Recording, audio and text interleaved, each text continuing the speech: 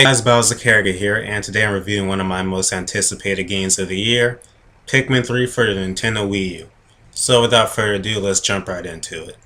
In today's gaming world, not many games can be considered truly unique, an experience all its own that another franchise has no chance at copying.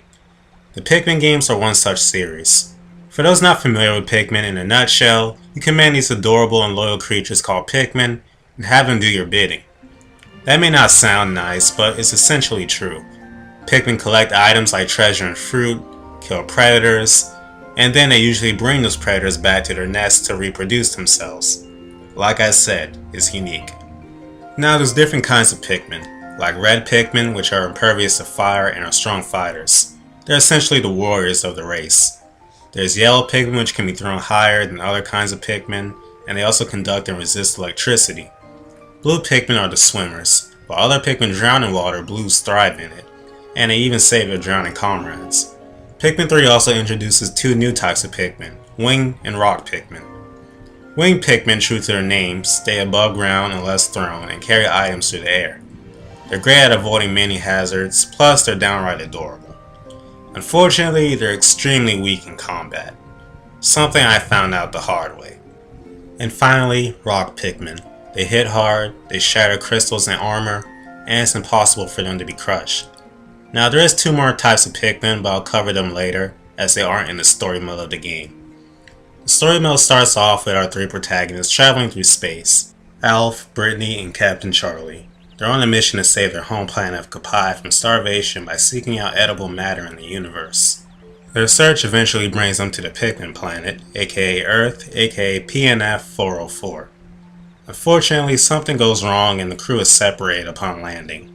Before they can scour for fruit, they have to find each other. Luckily for them, the Pikmin are more than willing to lend a helping hand. On your journey, you'll encounter plenty of puzzles that you'll need two or all three of your explorers to solve.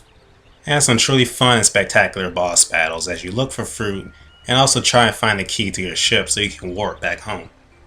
The game supports multiple types of controls, ranging from the Wii U gamepad, Wii Remote Plus, and the Pro Controller. I personally stuck with the gamepad all throughout my journey, and while it definitely took some getting used to, it felt natural soon enough.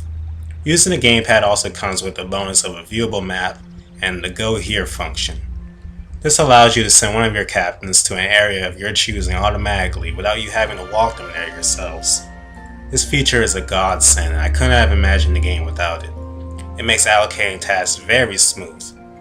Now, the main campaign of the game is short. I took my time and my total play time was 6 hours and 5 minutes. But I only collected half of the available fruit. And to my knowledge, there's a different ending if you get all 66 pieces of fruit. So there is more replay value. And the game has a nifty feature that lets you go back and replay any day you want. This came in handy a couple times with my own tactical incompetence, resulting in what was essentially Pikmin genocide. In addition to the story, there's two more game modes, the first of which is Mission Mode. Within Mission Mode, you have three types of games you can play: collect the treasure, kill enemies, or just do boss battles. Now I'm going to go ahead and admit I hated Pikmin 2's Mission Mode, but to my immense surprise, I love the one in this game. It's addictive. My personal favorite of the three is collecting fruit. Just as the name implies, you go around collecting fruit and other such things as nuggets and enemy corpses for points. You're given a score at the end of the time limit in relation to your performance and can receive bronze, silver, gold, and platinum medals. You can then compare your scores in an online leaderboard as well, if that's your cup of tea. The other mode is a versus mode called Bingo Mode, where you and a friend go head to head in an attempt to clear a row of tasks on your board, while making sure your opponent can't do the same. Unfortunately, I have no one to play it with, so I can't comment on it too much. Now, as I mentioned in the beginning of this review, there's two types of Pikmin that are exclusive to Mission and Bingo modes. There are the White Pikmin and the Purple Pikmin. Whites are poisonous when devoured and are the fastest Pikmin types. And they're my personal favorite of all. Purples are heavy, one purple having the weight of 10 normal ones. I like to think of them as the Sumo Pikmin. Their downside is that they're slow as all hell, and they were even nerfed more in Pikmin 3. As when you throw them, they don't do any damage whatsoever. Now, the AI of the Pikmin has overall improved over Pikmin 2. They now move in a straight line behind you like ants instead of a big crowd, and they don't fall off the sides of bridges. However, when a bridge or pile or something is completed, they always go back to the original space of the pile. This gets annoying quick, as you always have to have one of your explorers go back and fetch them. Probably the biggest thing for me that I miss from the older games is the removal of the swarm command. You can't make Pikmin rush a target with a control stick anymore, which is what I use 90% of the time in Pikmin 1 and Pikmin 2. There is a new command that lets you charge something, and while this is useful for normal enemies and things like walls, it's just not the same. This, however, didn't take away from the overall experience of the game. Pikmin 3 is something I haven't seen from a game in quite a while.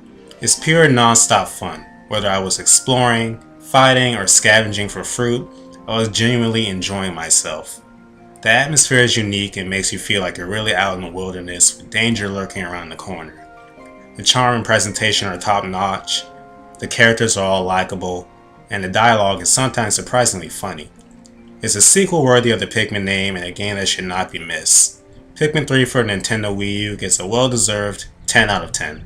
So there you have it, awesome game. At first I was kind of scared that it wasn't going to live up to Pikmin 1 and 2, but I'm really glad that it proved me wrong. I'm still loving this game. I'm about 6-7 hours in, playing mission mode pretty much exclusively now. If you haven't picked this up yet, definitely go do it. If you own a Nintendo Wii and you don't have this, even if you haven't played Pikmin before, even if you didn't like 1 and 2, I would still say give it a try. You might like it. But thank you for watching, and I'll see you guys in the next video review.